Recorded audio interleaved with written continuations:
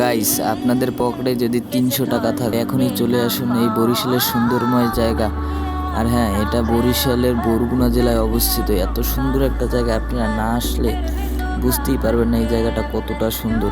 একবার দেখেন, জায়গাটা দেখেন। আমি সব জায়গায় ঘুরে ঘুরে দেখাচ্ছি। খুব সুন্দর একটা জায়গা।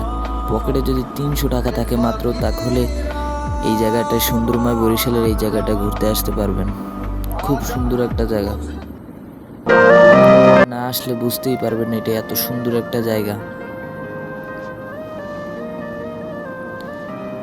এটা হচ্ছে ওই জায়গাটার পিছন, যে জায়গাটা আছে সেই জায়গাটা। কত সুন্দর জায়গাটা দেখেন গাইস, অনেক সুন্দর।